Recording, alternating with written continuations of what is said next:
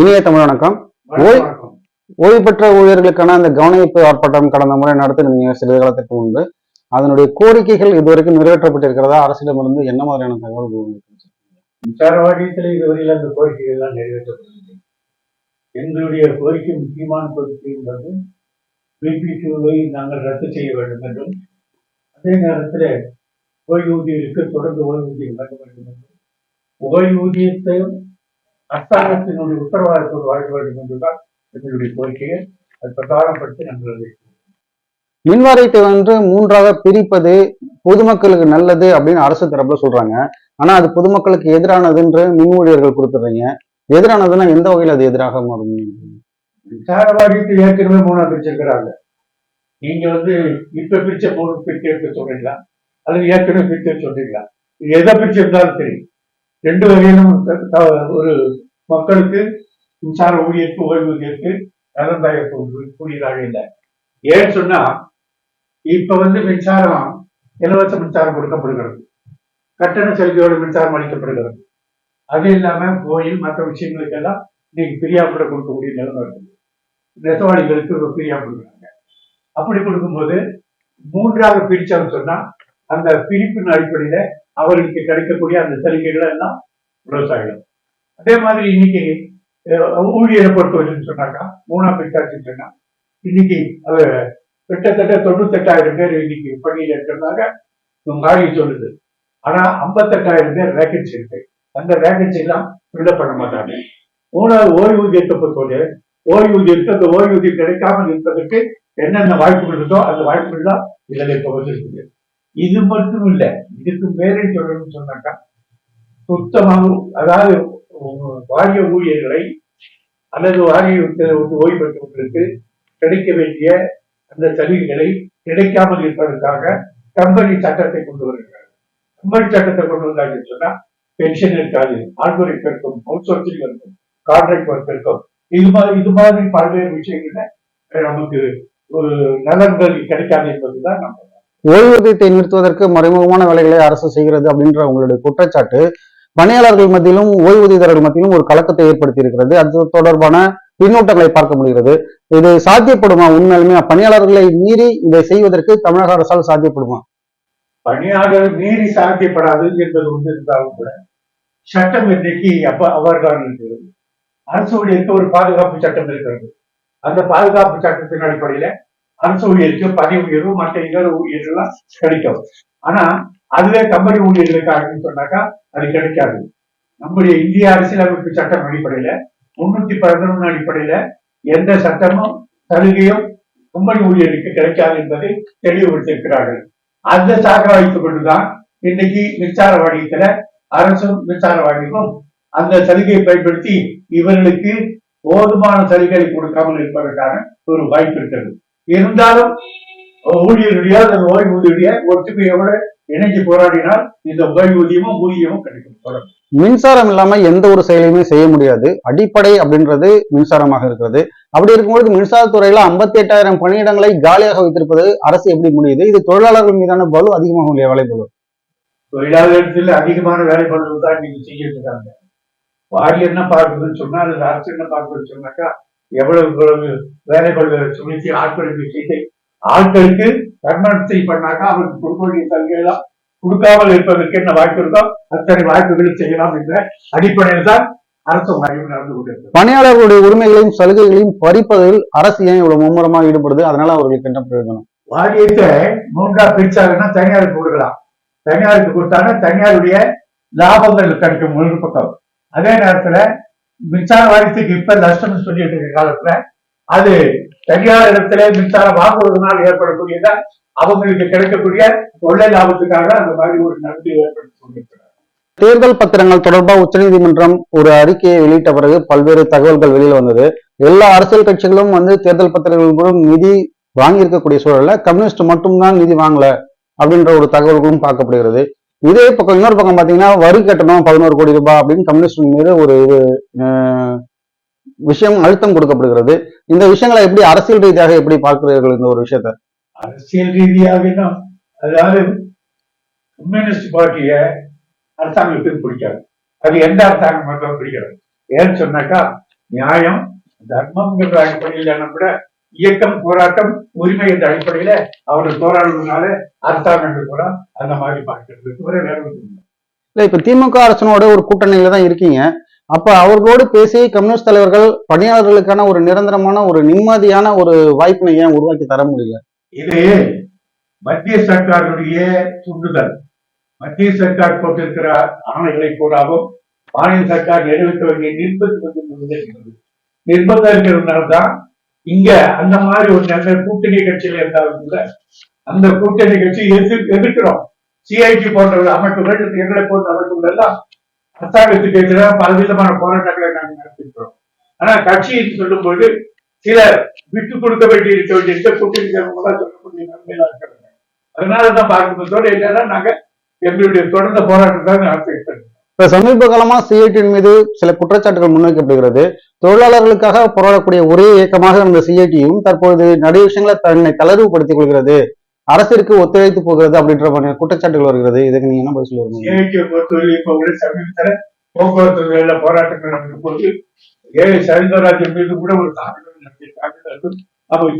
அப்படி இருக்கும்போது அரசாங்கத்திற்கு அவர்களும் உங்களுடைய சக தோழர்கள் தானே, ஓய்வு பெற்ற பணியாளர்கள் தான் அவர்களும் உங்களுடைய சக தோழர்கள் தானே சார். அவருடைய ஓய்வூதியதாரர்களுடைய கோரிக்கையை அங்க பேச்சுவார்த்தையில் அவர் பேசல அப்படின்றது தானே அவர் வலியுறுத்தினாரு.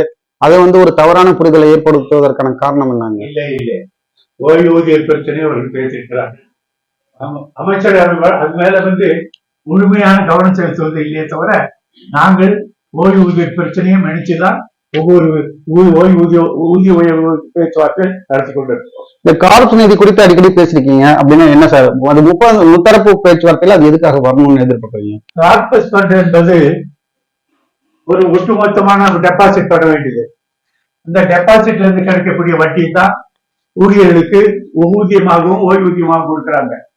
கார்பஸ் ஃபண்ட் வந்ததுன்னு சொன்னா இப்ப போக்குவரத்து தொழிலாளியில கார்பஸ் ஃபண்ட் இருக்கிறதுனாலதான் அவர்களுக்கு கிட்டத்தட்ட 90 மாதமாக அகவலிப்படி கொடுக்கப்படவில்லை.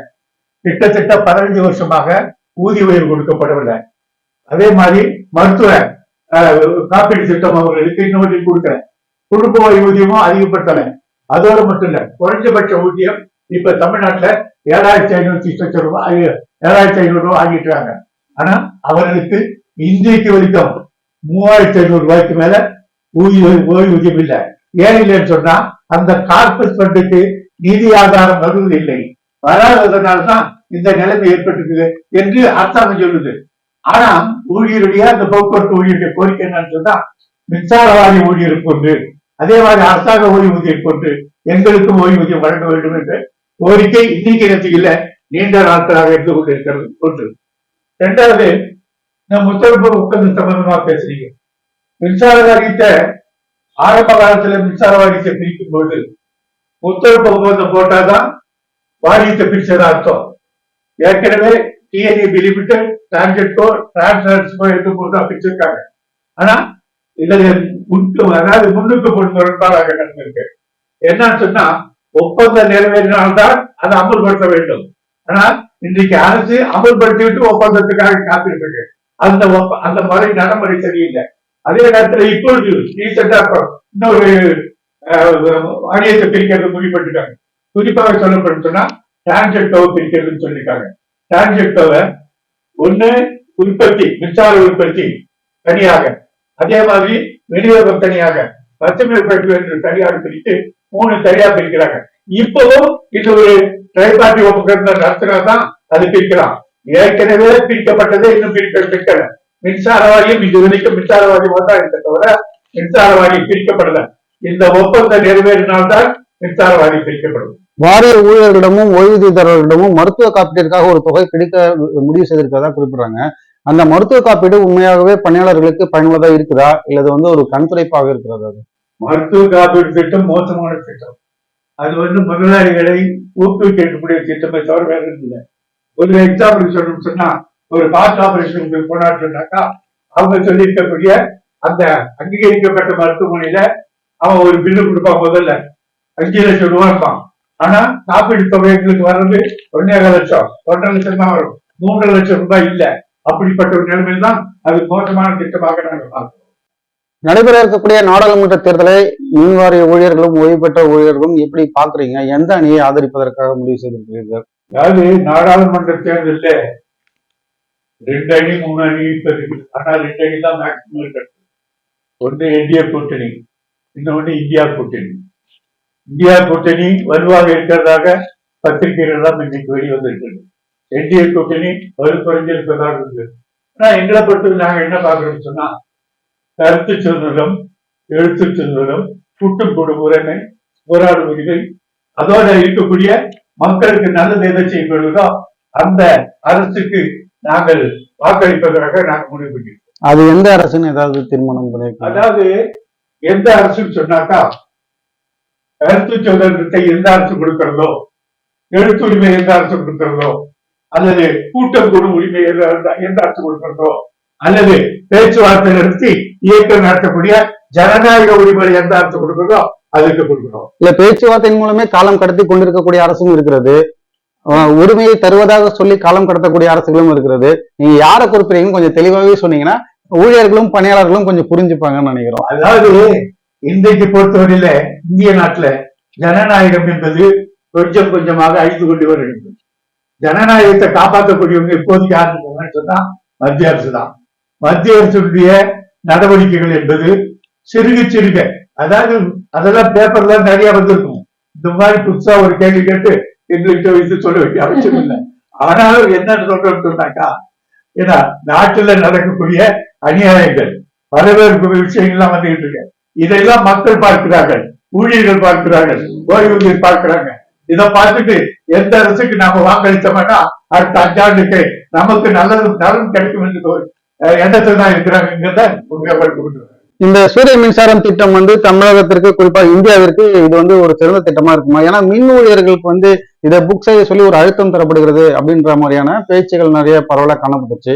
அது நடைமுறையில இப்ப இருக்கா? அந்த மாதிரி அழுத்தங்கள் இருக்கு. அதாவது மத்திய சர்க்கார் 1.25 லட்சம் சோலார் சூரிய மின்சார திட்டத்தை கொண்டு வரணும்னு முடிவு பண்றாங்க.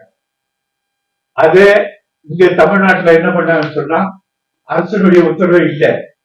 இங்க இருக்கக்கூடிய வாரியத்துடைய சேர்மன் அதை முன்கையெடுத்தார். முன்கையெடுத்து ஒவ்வொரு பிரிவும் ஒரு நாளைக்கு 100 பேர்கிட்ட கேன்வஸ் பண்ணணும்னு சொன்னாங்க. இந்த கேன்வஸ் பண்றது என்பது எங்களுடைய வேலை இல்லை, இருக்கிற வேலையை எங்களால செய்ய முடியல. கேன்வஸ் பண்ணணும்னு சொல்லக்கூடிய நிலைமையில இதை முதலமைச்சருக்கு நாங்கள் தெரிவிச்சிருக்கிறோம். முதலமைச்சருக்கு மட்டும் இல்ல, மந்திரிக்கு எல்லாருக்கும் தெரிவிச்சிருக்கிறோம். கொஞ்சம் அவங்க இந்த திட்டத்தை போதிக்கு நீ எங்களுக்கு தெரியாம பண்ற என்ற அடிப்படையில் சொன்னதுக்கு அப்புறம் அந்த திட்டத்தை நிறுத்தி வச்சிருக்காங்க. ஆனா சூரிய வேண்டுமானால் சொல்லலாம், அதுல சூரிய ஒளி வந்ததுன்னு சொன்னா நல்லது இருக்கலாம் இருக்கு, காசு குறையும், மின்சார கட்டணம் குறையும், இன்னும் கொஞ்சம் வளங்கள் எல்லாம் ஏற்படலாம் சொல்லலாம்.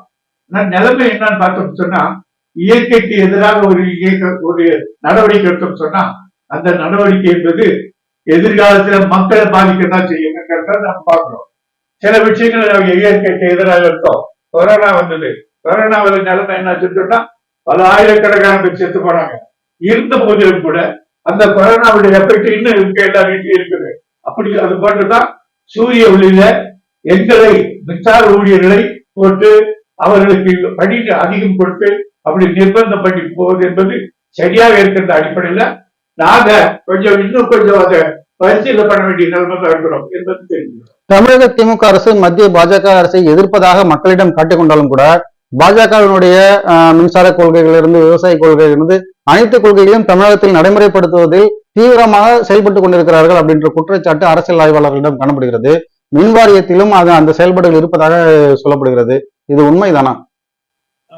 அதாவது பொதுத்துறையை தனியார் மயமாக்க வேண்டும் என்று மத்திய அரசுடைய கொள்கை இருக்குது. ஆனா அந்த கொள்கையை முழுசாக நடத்த வேண்டிய நிர்பந்தத்துக்கு ஆளாக்கப்பட்டிருக்காங்க. ஒரு அரசை கலைக்கணும், பல சட்டங்கள் இருக்கு, அந்த சட்டங்கள் எல்லாம் வைத்துக் கொண்டு இந்த ஆட்சியை க்ளோஸ் பண்ணணும் என்பதெல்லாம் பத்திரிகை செய்திகளை நீங்களே பார்த்திருப்பீங்க. ஒரு மாநிலத்துல ஒரு கட்சி ஆட்சி நடத்துன்னு சொன்னா எதிர்கட்சி அங்க இருக்கிற எம்எல்ஏ வாங்கிட்டு அந்த கட்சியை க்ளோஸ் பண்ணிட்டு ஆட்சியை தன்னாட்சியாக மாற்றக்கூடிய அளவுல மத்திய சர்க்கார் நடைமுறை நடந்துட்டு இருக்கு. அந்த நிலைமையை பார்க்க வேண்டியிருக்கு, நிதி நிலைமையை பார்க்க வேண்டியது, தமிழகத்துக்கு தர வேண்டிய நிதி நிலுவை முழுவதாக கொடுக்கப்படல. அதெல்லாம் பார்க்கும்போது கொஞ்சம் அவங்களோடு ஒட்டி போகக்கூடிய நிலைமை தான் இருக்கிறது என்பதை நாம் ஏற்றுக்கொள்கிறோம். அதே நேரத்தில் இன்னொன்னு சொன்னா மின்சார வாரியத்திலையும் அந்த நிலைமை தொடர்ந்து ஏன்னு சொன்னா மின்சார சட்டம் 2003 அடிப்படையில் கொண்டு வந்து உடனடியாக தனியார் மயமாக்குவதற்காக தக்க நடவடிக்கை எடுக்க வேண்டும் என்று வேற ஒரு பக்கம் மத்திய அரசும் மாநில அரசில் இருக்கக்கூடிய IAS அதிகாரிகள் ஒரு பக்கமும் நிர்பந்தப்படுத்துவதனால இந்த பொதுத்துறையை தனியார் துறை போவதற்கான வாய்ப்புகள் ஏராளமாக இருக்கின்றன. மின்வாரிய ஊழியர்களுடைய குடும்பத்திற்கும் அந்த அவங்க குழந்தைகளுக்கும் வாரியம் தரக்கூடிய சலுகைகள் முறையாக வருகிறதா? அதுல ஏதாவது குறைபாடுகள் இருக்கிறதா? சலுகைகள் உடனடியாக கிடைக்கவில்லை. ஒருத்தர் இறந்துட்டார், அவருடைய பையனுக்கு அது வாரிசு வேலை கொடுக்கணும்னு சொன்னாக்கா, அதாவது அவங்க ஒரு கண்டிஷன் போடுறாங்க. ஒருத்தர் இறந்துட்டாருன்னா 3 ஆண்டுகளுக்குள்ள அவன் விண்ணப்பிக்கணும். அவன் 12 வயசுக்கு விண்ணப்பிச்சாக்கா இப்ப நீ விண்ணப்பிக்க கூடாதுன்னு சொல்லிடுறாங்க. பின்னர் அவனுக்கு வயசு வந்ததுக்கு அப்புறம் 12 வயசுக்கு அப்புறம் விண்ணப்பிச்சாக்கா நீ 3 வருஷத்துக்குள்ள விண்ணப்பிக்கலன்னு சொல்லிடுறாங்க. இந்த நிலைமை நீடிக்கும் போது இவங்க கோர்ட்டுக்கு போறாங்க.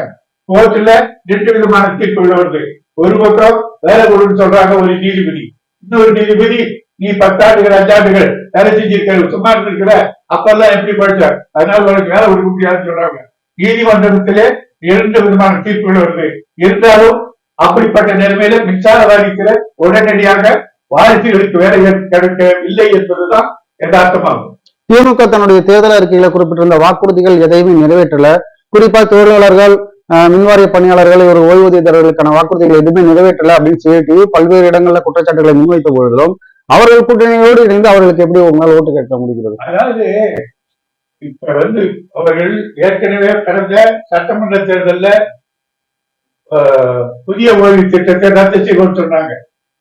அதே மாதிரி 70 வயதானவர்களுக்கு கூடுதலாக 10% கொடுக்கணும்னு சொன்னாங்க. ஆனா நீங்க என்ன கேள்வி கேட்கறீங்கன்னு சொன்னா, அந்த வைத்து அவர்கள் சொன்ன கோரிக்கைகளை இதுவரை ஏற்றுள்ள, ஆனா நீங்க எல்லாம் சேர்ந்து அவர்களுக்கு எப்படி இந்த மாதிரி ஒரு நிலைமை உருவாக்குறீங்க கேட்குறீங்க.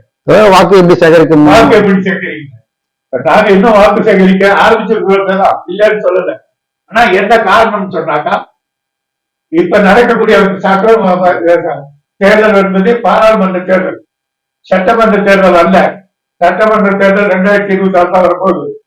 இதுக்குள்ள என்னதான் இருந்தாலும் கூட இன்றைக்கு இருக்கக்கூடிய எங்களுக்கு கிடைச்சிருக்கக்கூடிய அந்த ஜனநாயக உரிமைகள் அடிப்படையில பெரிய பேர் இயக்கத்தை நடத்த முடியும். ஆனா அந்த பேர் இயக்கத்தை நடத்துவதற்கு இன்னும் தலைப்படுத்தல தமிழக அரசு.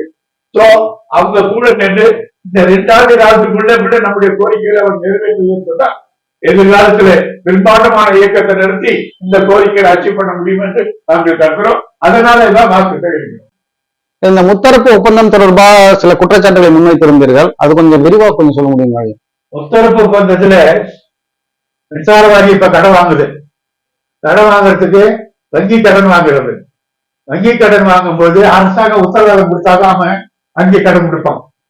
அதே மாதிரிதான் முத்தரப்பு ஒப்பந்தத்துல 1957 இருந்து 1995 இருந்து எங்களுக்கு ஒரு உத்தரவாதமான பென்ஷன் கொடுத்துட்டு இருந்தது அந்த அரசாங்கம். அது ஒண்ணு சட்டப்பூர்வமாக, எழுத்துப்பூர்வமாக, ஆணைப்பூர்வமாக வழிவந்திருக்கு.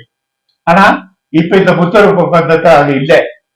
அடுத்தது என்னன்னு சொன்னாக்கா, 2 விதமான ஆணைகள் வந்திருக்கு. ஒண்ணு, ஏற்கனவே மின்சார வாரியத்தை பிரிப்பதற்காக 100 என்ற ஒரு ஆணையை 19/10/2010 தமிழக அரசு போட்டிருக்கு. இப்ப சமீபத்துல 32 என்ற ஒரு ஆணை போட்டிருக்கு. 2 ஆணையிலையும் என்ன சொல்லப்பட்டிருக்கு சொன்னா, இந்த கம்பெனியாக மாற்றப்படுவோம். அப்படி கம்பெனியாக மாற்றப்பட்டாங்கன்னு சொன்னா அந்த கம்பெனியுடைய கேஷ் ஃப்ளோ, அதான் பணப்படுவதற்கு ஏற்ற மாதிரி தான் ஓய்வூதியம் கொடுக்கப்படும் என்று அவங்க சொல்லப்பட்டிருக்கு. அப்படின்னு சொன்னா இப்போ ஏற்கனவே கிட்டத்தட்ட 93,000 ஓய்வூதியர்கள் இருக்கிறாங்க. இந்த ஒரு 93,000 ஓய்வூதியர்கள எதிர்கால வாழ்க்கையை நச்சுட்டு போகக்கூடிய நிலைமை இருக்கு. இன்னும் கூட உங்களுக்கு சுருக்கமா சொல்லணும்னு சொன்னாக்கா, நாங்க 1957 மின்சார இலாக்கா, தமிழ்நாடு மின்சார இலாக்காவில் இருந்துட்டு மின்சார வாரியமாக மாற்றப்பட்டோம். மின்சார வாரியம் மாற்றப்பட்டதுல இருந்து இந்த வரைக்கும் தொடர்ந்து அந்த பென்ஷன் வாங்கிட்டு இருக்கோம். இப்ப அந்த நிலைமை மாற்றி அதற்கு பதிலாக ஒரு கார்பஸ் கொண்டு வந்து எங்க மேல திணிக்க போகக்கூடிய நிலைமை வருது. அதோட மட்டும் இல்லை, இந்த உத்தரவாதங்கள் எல்லாம் பென்ஷன் இவங்களுக்கு கொடுத்துட்டு இருக்காங்க. இப்ப அந்த நிலைமை மாத்திட்டு இப்ப என்ன பண்றாங்கன்னு சொன்னாக்கா கேஷ் ஃப்ளோங்கிற அடிப்படையில் உங்களுக்கு பிரச்சனை இல்லை அப்படின்னு சொல்றாங்க. இந்த 2 ஆணையிலையுமே கரெக்டா உறுதியாக சொல்லப்படுகிறது என்னன்னு சொன்னா அரசாங்கத்துடைய உத்தரவாதம் இல்லை. அரசாங்கம் இந்த கம்பெனிகள் ஏதாவது விதிகள் ஏற்படுத்துமாறா அந்த விதிகளை நாங்கள் தலையிட்டு அதை அமல்படுத்த சொல்ல மாட்டோம். போனா போது என்போர்ஸ் பண்ண சொல்லுமே தவிர எந்த அடிப்படையோடு அவர்கள் பார்க்கக்கூடிய நிலைமை இருக்கு. அதே மாதிரி எங்களுக்கு என்ன சொல்லியிருந்தாங்கன்னு சொன்னா அன்கண்டிஷனல் கேரண்டி என்று சொல்லியிருந்தாங்க. இப்ப அன்கண்டிஷனல் கேரண்டி எல்லாம் கிடையாது, கம்பெனிக்கார வேணா கொடுக்கிட்டு சொல்லியிருக்காங்க. இதைக்கெல்லாம் எதிர்த்து 2010 நாங்க கோர்ட்டுக்கு போனோம். கோர்ட்டுக்கு போகுது இந்த அரசாங்கமும் மின்சார வாரியம் என்ன பண்ணிருக்குன்னு சொன்னா ஒரு தாக்கீத கோர்ட்ல சொல்லியிருக்கு. அந்த தாக்கீதுல ஊழியர்களுக்கு சகல நன்மைகளை கொடுப்போம், ஓய்வூதியருக்கு டிஏ உட்பட, பென்ஷன் உட்பட, படிப்பெரு உட்பட, கம்யூட்டேஷன் உட்பட இதர சலுகைகள் அத்தனை கொடுப்போம் என்று அவர்கள் சொல்லியிருக்காங்க. ஆனா கடந்த 13 ஆண்டுகளாக எந்த விதமான நடவடிக்கையும் மின்சார வாரியம் எடுக்கவில்லை, தமிழக அரசு எடுக்கவில்லை. இப்ப என்ன மறுபடியும் என்ன இருக்குன்னு சொன்னா இந்த புதுசா போட்டிருக்காங்க 12/2/2024 ஒரு ஒப்பந்தத்திற்கு இருக்காங்க. இந்த ஒப்பந்தமே சரியில்லை என்று சொல்லிதான் மீண்டும் நாங்க கோர்ட்டுக்கு போயிருக்கோம். கோர்ட்டுக்கு போய் இன்னைக்கு தரப்பட்டிருக்கோம். நீங்க உங்க கவனத்துக்கு நான் என்ன பண்ணுவேன்னு சொன்னா கடந்த 13 வருஷமாக முத்தரப்பு ஒப்பந்தம் சம்பந்தமாக ஒரு பேச்சுவார்த்தை கூட நடத்தவில்லை. பேச்சுவார்த்தையே கிடையாது. சுத்தமா பேச்சுவார்த்தை இல்லாம டைரக்டா ஒப்பந்தம் பண்ணக்கூடிய நிலைமைக்கு வரும்போது நாங்கள் கோர்ட்டுக்கு போய் அந்த தடுக்கிறதுக்கு முன்னாடி இருக்கக்கூடிய நிலைமையில யாரும் எங்களுடைய கோரிக்கை எங்களுடைய அப்ஜெக்ஷன் சொல்லணும். இந்த அப்ஜெக்ஷனை கன்சிடர் பண்ணி சொல்லி கோர்ட்டு சொல்லியிருக்கு.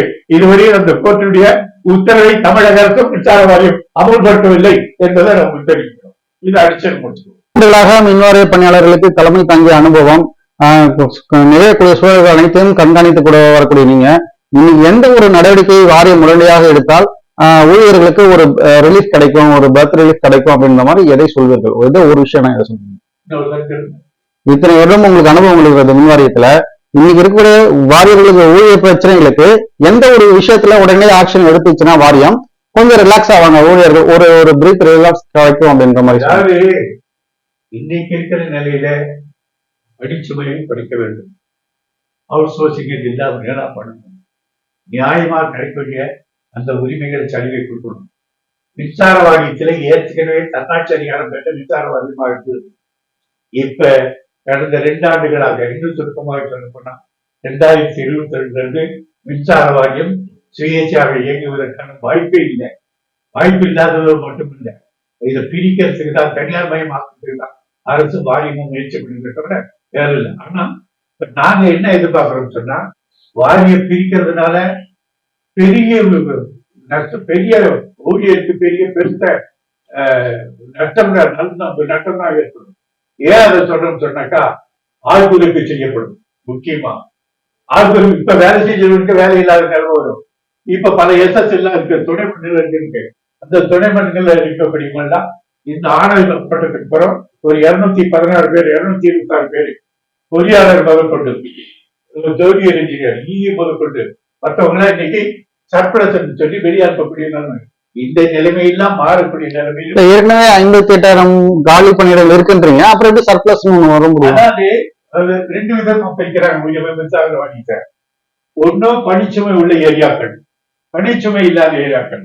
பணிச்சுமை உள்ள ஏரியாக்கள்ல தான் 58,000 பேருக்கு அடிச்சிருக்கு. பணிச்சுமை இல்லாத ஏரியாக்கள் சொல்லும் போது அது எஸ்எஸ், அந்த டவர் லைன் கன்ஸ்ட்ரக்ஷன்ஸ், இந்த மாதிரி துணை மண்டலங்கள், இந்த மாதிரி இருக்கக்கூடிய இடங்கள்ல அதுல இருக்க வேலை செய்யக்கூடிய ஷிப்ட் ஆபரேட்டர் போனா ஷிப்ட் ஆபரேட்டர் இருக்கிறாங்க. சொன்னா எக்ஸிகூட்டிவ் இன்ஜினியர், சொன்னா அசிஸ்டன்ட் எக்ஸிகூட்டிவ் இன்ஜினியர், இது போன்ற ஜூனியர் இன்ஜினியர், இவங்களுக்கு போன்றவர்களெல்லாம் அதுல இருந்து எடுத்து உபயோக என்று சொல்லி வெளியே விட்டுட்டு அதற்கு மேல அந்த இடத்துல அவுட் சோர்சிங் முறையில பல பேர் இன்னைக்கு போட ஆரம்பிச்சுட்டாங்க. இந்த நிலைமையெல்லாம் இல்லாம இருந்தாங்கன்னு சொன்னா அதே நேரத்துல இந்த பணிச்சுமை இல்லாம இருந்ததுன்னா மக்களுக்கு சிறப்பான சேவை செய்ய முடியும். அந்த அடிப்படையில் தான் நம்ம எதிர்பார்க்கிறோம். மின்வாரியத்தில் நடைபெறக்கூடிய பல்வேறு பிரச்சனைகள், அதற்கு என்ன தீர்வுகள் அப்படின்றது குறித்து பேசியிருந்தீர்கள். மின் ஊழியர்களுக்கு எந்த அரசிற்கு வாக்களிக்க வேண்டும் அப்படின்ற ஒரு மறைமுகமான பொருளையும் வெளிப்படுத்தி இருக்கிறீர்கள். உங்களுடைய நண்பர்களும் சக தோழர்களும் இதை பார்ப்பாங்கன்னு நினைக்கிறோம். இந்த நேர்காணலுக்கு நேரம் ஒதுக்கி தந்ததற்காக மிக்க நன்றி சார். மீண்டும் உங்களை சந்திக்கிறோம். நன்றி. ஜெய்ஹிந்த். நன்றி.